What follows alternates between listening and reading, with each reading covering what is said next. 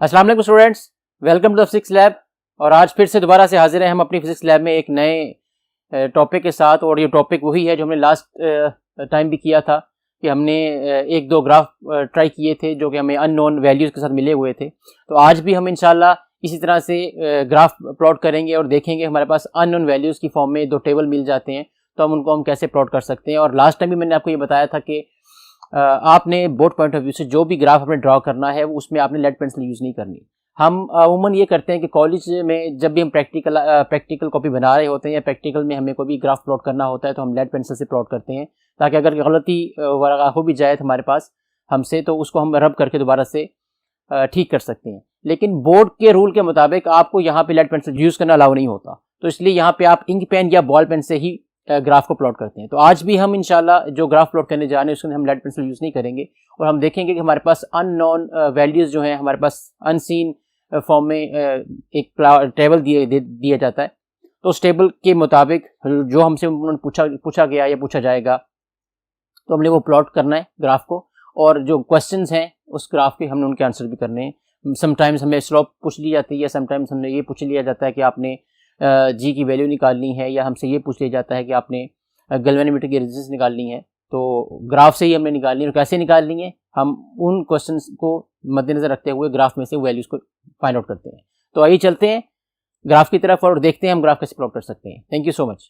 जी students, आज फिर हम एक नए ग्राफ की प्रैक्टिस के लिए एक नए क्वेश्चन के साथ हाजिर है यहाँ पे। तो आज जो हमें पास पेपर में से क्वेश्चन मिला है, जो अनसीन हमें एक टेबल दिया गया है, उसके अंदर हमें करंट और पोटेंशियल डिफरेंस या वोल्टेज के मोबाइल ग्राफ बनाना है। जैसा कि आपको बोर्ड पे टेबल नज़र आ रहा है, उसके अंदर हमारे पास फर्स्ट रो में करंट की वैल्यूज़ दी गई हैं और सेकंड रो में हमारे पास पोटेंशियल डिफरेंस की वैल्यूज़ दी गई हैं। सबसे पहला काम इसमें हम ये करेंगे, पहले हम एक्सिस ड्रॉ करेंगे और उसके बाद हम स्केल प्लॉट करेंगे। तो आइए हम एक्सिस ड्रॉ करते हैं।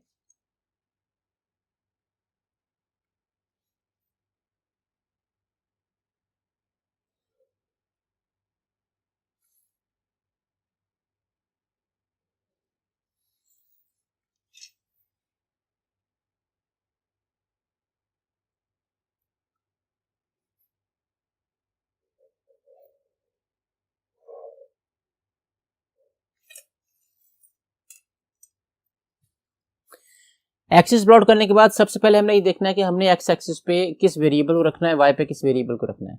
जैसा कि आप क्वेश्चन में देख सकते हैं, आपको बोर्ड पे नज़र आ रहा है कि यहाँ पे आपको इस क्वेश्चन में बाउंड नहीं किया गया कि आपने वी को, वोल्टेज को रखना है एक्स एक्सिस पे या करंट को रखना है। तो वो आपकी मर्जी है, आप करंट या वोल्टेज में से किसी एक को भी एक्स या वाई पे रख सकते हैं। लेकिन इस ग्राफ के क्वेश्चन में आपसे ये पूछा गया है कि आपने स्लोप फाइंड करनी है और स्लोप फाइंड करके आपने रेजिस्टेंस मेजर करनी है। तो हमें ये पता है कि अकॉर्डिंग टू ओहम्स लॉ हमारे पास जो फार्मूला है V is equals to I R, तो उसके अंदर हमारी जो रेजिस्टेंस की वैल्यू होती है वो V ओवर आई होती है। तो V हमारा वाई एक्सिस बनता है अगर स्लोप की फार्मूला में देखा जाए डेल्टा वाई और डेल्टा एक्स की फॉर्म में। तो इसलिए हम वोल्टेज को वाई पे रख लेते हैं और करंट को हम एक्स एक्सिस पे रखते हैं, और हम साथ इसके प्रॉपर यूनिट भी मेंशन करेंगे।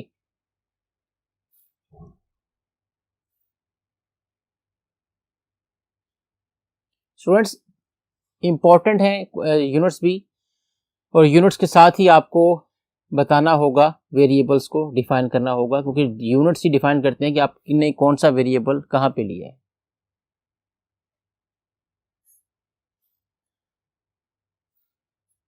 आइए अब स्केल प्लॉट करते हैं। तो स्केल के लिए हमारे पास जो अलोंग एक्स एक्सिस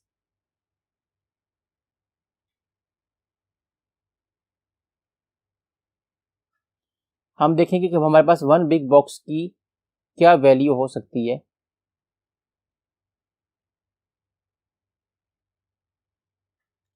तो अगर हम रो में देखें जरा, तो हमारे पास फर्स्ट वैल्यू जो करंट की फॉर्म में आ रही है 0.05 एम्पियर आ रही है और लास्ट वैल्यू 0.35 एम्पियर है।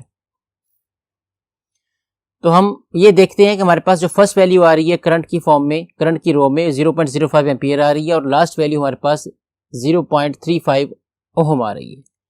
तो अब हमने ये देखना है कि हमने यहाँ पे वन बिग बॉक्स की क्या वैल्यू रखनी है। इट डिपेंड्स अपॉन अस कि हम बहुत स्मॉल वैल्यू रखते हैं या बहुत बड़ी रख लेते हैं।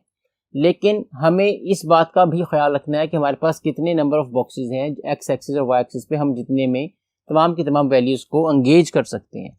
तो हम ये करते हैं कि हम एक वन बिग बॉक्स की वैल्यू 0.05 एम्पियर रख लेते हैं, लेकिन उस सूरत में हमें total number of big boxes जो चाहिए होंगे अलोंग एक्स एक्सिस 7 चाहिए होंगे।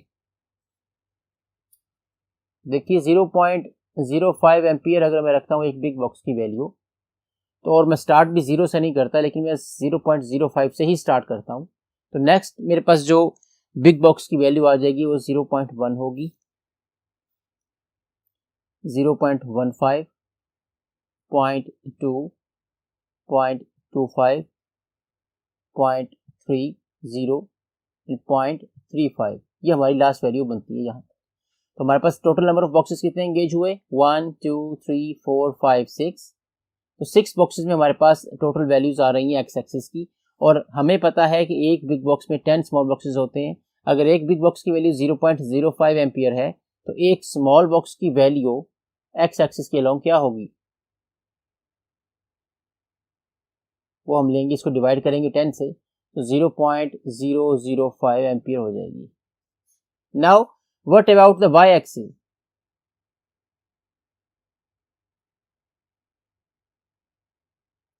हमारे पास वाई एक्सिस पे वन बिग बॉक्स की क्या वैल्यू हो सकती है? उसके लिए हम देखें, अगर हमारे पास पोटेंशियल डिफरेंस में वोल्टेज 0.25 से स्टार्ट हो रहे हैं और एंड हो रहे हैं 1.75 पे, तो हम इसको भी 0.25 से ही स्टार्ट कर लेते हैं और वन बिग बॉक्स की वैल्यू 0.25 ही रख लेते हैं। 0.25 वोल्ट हम वैल्यू लेते हैं, तो स्टार्ट भी मैं 0.25 से ही कर रहा हूँ। तो नेक्स्ट मेरे पास बॉक्स आएगा 0.50 का, 0.75 का, 1.00, 1.25, 1.50 एंड 1.75, और लास्ट वैल्यू भी हमारे पास 1.75 ही है। तो यहाँ पे भी हमारे पास जो बॉक्सेस एंगेज हुए हैं 1 2 3 4 5 6 बॉक्सेस एंगेज हुए हैं। तो ये ग्राफ हमारे पास एक तकरीबन स्क्वायर फॉर्म में बनेगा। तो अगर एक बिग बॉक्स की वैल्यू हमारे पास 0.25 वोल्ट आ रही है एक्स एक्सिस पे, सॉरी वाई एक्सिस पे, तो एक स्मॉल बॉक्स की क्या होगी, हमारे पास एक स्मॉल बॉक्स की हम इसको 10 से डिवाइड कर देंगे तो 0.025 वोल्ट हमारे पास वाई एक्सिस पे एक स्मॉल बॉक्स की वैल्यू होगी। तो अब तक हम स्टूडेंट्स एक्सिस भी ड्रॉ कर चुके हैं, वेरिएबल्स भी लिख चुके हैं, उनके यूनिट्स भी हमने प्रॉपर्ली मेंशन कर दिए हैं, स्केल भी प्लॉट कर चुके हैं। Now we are ready to plot our points on our graph paper. तो आइए हम पहले पॉइंट की तरफ चलते हैं जो हमने प्लॉट करना है। तो हमारा पहला पॉइंट जो है एक्स और वाई में 0.05 करंट के लिए और 0.25 वोल्ट हमारे पास वोल्टेज के लिए, तो वो हमारे पास फर्स्ट पॉइंट ओरिजिन पे ही आ जाएगा क्योंकि हमारा स्टार्ट ही यहाँ से हो रहा है। तो ये हमारा फर्स्ट पॉइंट है। सेकंड पॉइंट की तरफ चलते हैं। सेकंड पॉइंट में हमारे पास करंट की वैल्यू 0.1 है और वोल्टेज की वैल्यू 0.5 है। तो पहले 0.1 पे जाते हैं, तो ये हमारा 0.1 है, और अगर 0.5 में जाना हो तो ये सीधा सीधा हमारे पास 0.5 ये वैल्यू आ रही है। सिंपल है ये। नेक्स्ट हमारे पास जो थर्ड पॉइंट है वो 0.15 करंट है और 0.75 वोल्टेज जो है वो पोटेंशियल डिफरेंस है। तो 0.15 हम एम्पियर करंट पे आ गए यहाँ पे रन करके, और हमको राइज करना है 0.75 पे। तो ये सिंपल सा एक पॉइंट है, 0.75 हमें मिल गया इजीली, ऑलरेडी प्लॉटेड है यहाँ पे। फोर्थ पॉइंट में हमने 0.2 एम्पियर करंट तक रन करना है एक्स एक्सिस पे और 1.01 वोल्टेज पे हमने राइज करना है वाई एक्सिस पे। तो पहले हम 0.2 रन करते हैं, यहाँ से हम रन करेंगे एक्स एक्सिस पे, ये 0.2 आ जाएगा हमारे पास। अब हमको राइज करना है वाई एक्सिस पे 1.01 वोल्ट पे, तो ये हमारे पास 0.5, 0.75, 1 आ गया, और 1 से हम थोड़ा सा ऊपर जाएंगे तो हमारे पास 1.01 वोल्टेज भी आ जाए, लाइक दैट। नेक्स्ट पॉइंट हमारे पास है 0.25 एम्पियर करंट और 1.25 वोल्टेज हमारे पास पोटेंशियल डिफरेंस है। तो सिंपल 0.25 एम्पियर तो हमारे पास यहाँ पे ऑलरेडी अवेलेबल है, तो यहाँ से हम राइज करेंगे 1.25 वोल्टेज तक। तो सिंपली ये हमारे पास 1.25 वोल्टेज है। सेकंड लास्ट पॉइंट में अगर आप देखें तो हमारे पास 0.3 एम्पियर करंट है जो कि ऑलरेडी हमने यहाँ पे प्लॉट किया हुआ है, मेंशन किया हुआ है, और इसके लिए हमें वोल्टेज जहाँ तक हमें राइज करना है वाई एक्सिस पे 1.5 है, तो सिंपली 1.5 वोल्टेज हमारे पास यहाँ पे आ रहे हैं। लास्ट पॉइंट हमारे पास जो है वो है 0.35 एम्पियर करंट और 1.75 वोल्टेज, तो वो भी हमारे पास ऑलरेडी प्लॉटेड है। 0.35 एम्पियर करंट है और ये हमारे पास वाई एक्सिस पे 1.75 वोल्टेज है पोटेंशियल डिफरेंस। तो ये हमारे पास लास्ट पॉइंट जो हमने प्लॉट कर लिया। स्टूडेंट्स, ये एक सिंपल सा क्वेश्चन था हमारे पास, इसलिए हमें ज़्यादा प्रॉब्लम नहीं आई पॉइंट्स को प्लॉट करने के लिए, क्योंकि in between the already plotted points हमें कोई पॉइंट प्लॉट नहीं करना पड़ा। सारे पॉइंट्स ऑलरेडी हमारे उसी पैटर्न के मुताबिक हमें मिल गए कोइंसिडेंटली, जो कि हमने टेबल में गिवन थे। तो अगर लाइन ड्रा करते हैं और देखते हैं स्ट्रेट लाइन हमें क्या स्लोप की वैल्यू देती है।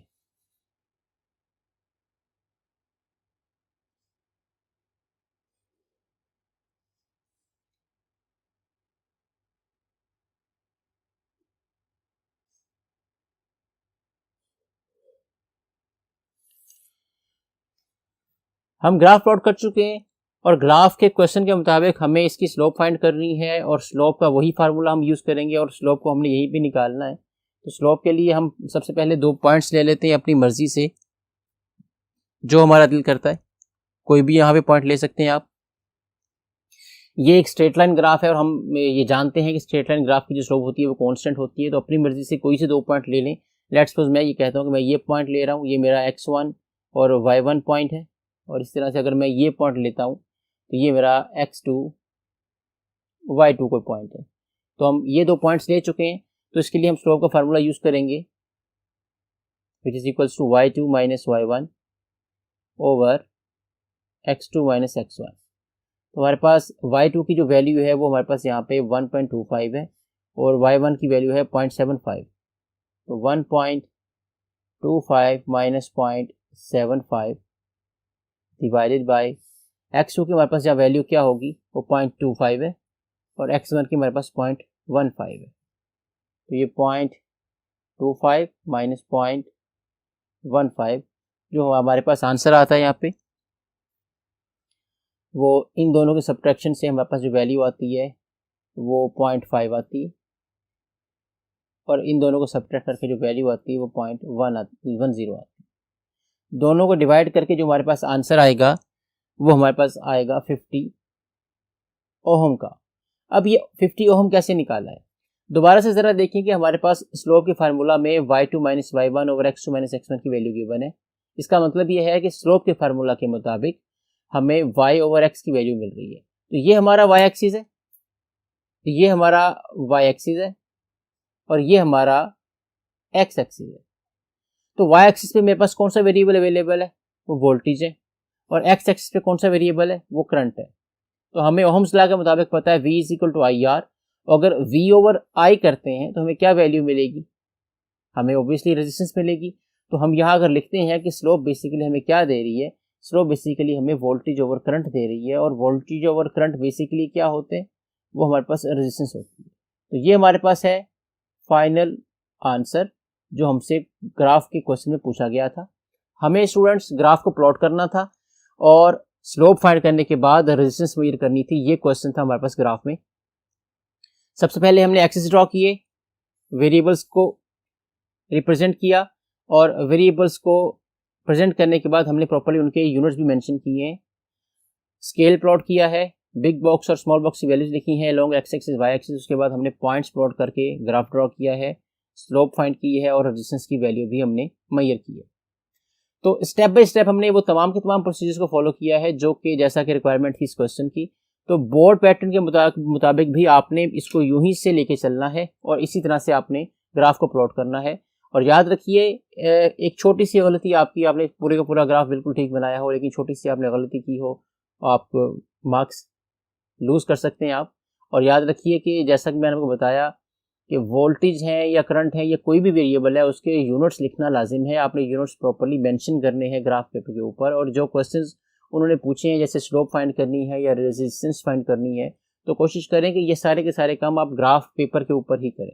जी तो स्टूडेंट्स, आपने आज देखा, हमने आज फिर ग्राफ्स की प्रैक्टिस की है और उम्मीद करते हैं कि इन प्रैक्टिस से आपको इतना अंदाज़ा हो गया होगा कि हमने स्लोप कैसे फाइंड आउट करनी है, हमने स्केल कैसे बनाना है। और ये बारहा मैं आपको लैब में हम बताते रहे हैं कि जब भी आपने ग्राफ को प्लॉट करना है उसमें सबसे पहला काम आपने ये करना होता है कि आपने स्केल ड्रॉ करना होता है, कि आपने ये देखना होता है कि आपने एक्स एक्सिस के लॉन्ग कितने बिग बॉक्सेस को एंगेज करना है और वाई एक्सिस के लॉन्ग कितने बिग बॉक्सेस को एंगेज करना है, या एक बिग बॉक्स की एक्स एक्सिस के लॉन्ग क्या वैल्यू होगी और वाई के लॉन्ग क्या वैल्यू होगी। इसी तरह से स्मॉल बॉक्सेस की एक्स और वाई के लॉन्ग हम क्या वैल्यूज रखते हैं। उसके बाद हम ये करते हैं कि हमने एक्सिस ड्रॉ करने होते हैं, उनको बैलेंस करना होता है, एक्सिस ड्रॉ करने होते हैं। और याद रखिए, अगर आप कोई ग्राफ प्लॉट करने जा रहे हैं, और एक मोस्ट इंपॉर्टेंट पॉइंट कि आपने एक्स एक्सिस और वाई एक्सिस में जो भी वैल्यूज लेनी है, जो भी वेरिएबल्स रखने हैं, उनके यूनिट्स आपने साथ लिखने हैं।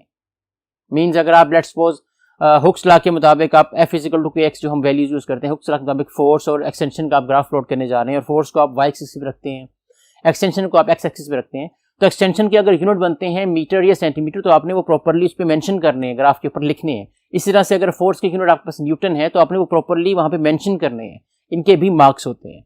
तो उसके बाद आपने ग्राफ प्लॉट करना है। और हम दोबारा से मैं आपको ये बात बता रहा हूँ कि आपने बोर्ड पैटर्न में, बोर्ड पॉइंट ऑफ व्यू से जो ग्राफ प्लॉट करना है, उसके अंदर आपने लेड पेंसिल का इस्तेमाल नहीं करना।